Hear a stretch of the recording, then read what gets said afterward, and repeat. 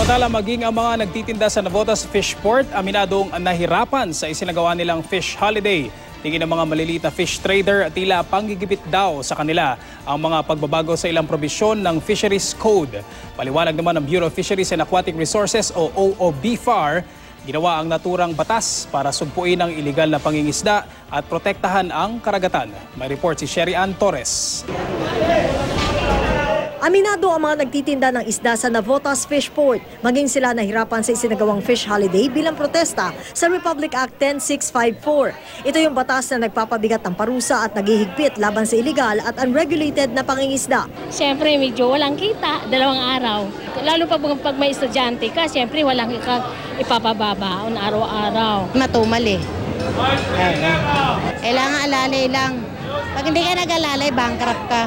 Gayunman, dapat daw talaga nila iprotesta ang batas na nag-aamyenda sa ilang probisyon ng Fisheries Code. Kapos na nga raw ang supply nila ngayon, padinipisin pa raw ito lalo ng batas. Dagdag gastos pa raw ang pagkuha ng lisensya at malaking multa na ipapataw sa maliliit na mangingisdang tulad nila. Malaking kawalan mo sa amin.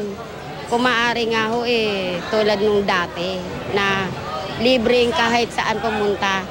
Gusto nila Palawan. Ay malilit na bangka, makakarating ba ng Palawan? Ito yung pangkaraniwan na eksena dito sa loob ng Navotas Fishport kung saan yung mga wholesaler at retailer na mga isda nagkikita-kita para magtawaran at kumuha ng mga supply.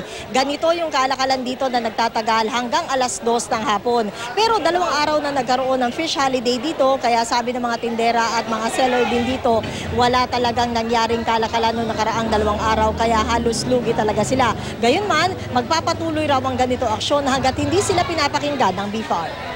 Sina Nick at Nelson problemado kung papaano bubuhayin ng pamilya. Ngayon pa lang daw kasi kailangan muna nilang lampasan ang 15 kilometers mula sa Pantalan para makapangisda.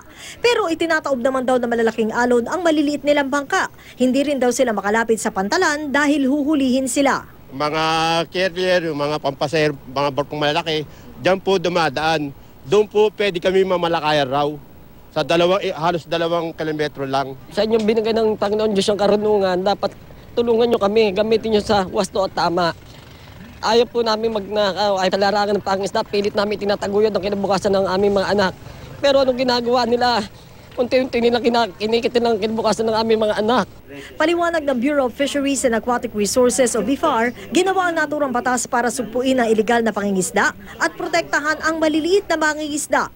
Proteksyon din daw ito sa karagatan para muling dumami ang mga isda. Bakit po mangangamba ang sinuman na walang intisyong lumabag sa batas na ito? From 0 to 15 kilometers from the shoreline ay laan po sa mga maliliit na mga mangingisda o yung sinasabi po nating mga municipal fisher folk. Pero giit na mga maliliit na mamamalakaya, hindi sila kinonsulta ng gobyerno tungkol sa RA 10654. Bagkus yung malalaking commercial fishing companies lamang daw ang isinama sa konsultasyon. Mali rin daw ang pagtataboy sa mga tulad nilang maliit na namamalakaya sa malayo. Yung continental shelf na tinatawag natin ay nahandun yan sa 10 hanggang 11 kilometers. Beyond that, malalim na ang tubig. Pag malalim na ang tubig, wala nang buhay doon. Wala nang laman dagat. So walang pupuntang isda ron para manginain. So walang isda doon. Itutulak nila yung mga isda ron pero walang uhulihin. Pag nagkataon, tatagal daw na 1 buwan ang susunod nilang fish holiday. Sabi ng BFAR, handa nilang tulungan maghain na amyenda sa batas ang mga mangingisda.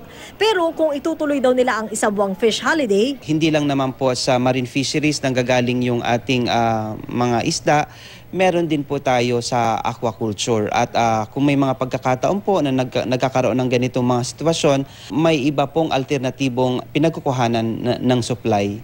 Tanong naman ng mga tumututol sa batas, kabilang ba sa alternatibong sinasabi ng BFAR ang pagkiling sa fish importation na anila'y hindi raw makatarungan para sa kanila? Ang ibig sabihin pala ng self-reliant, na nandito yan sa IRR, na yung pagkain na kakailanganin ng Pilipinas ay manggagaling sa local production, local na huli, at sa importasyon ng isda, or 100% importation. Mali ang label, hindi self-reliant. Dapat import-reliant. Yan ang gusto nilang mangyari. Ang tinutumbok po nito ay paunlarin ang kabuhayan ng mga mangingisda dahil kapag nanumbalik po ang sigla ng ating karagatan, ang makikinabang po nito ay ang buong sektor ng pangisdaan, partikular po ang ating mga maliliit na mga mangingisda. Sherry Ann Torres, GMA News.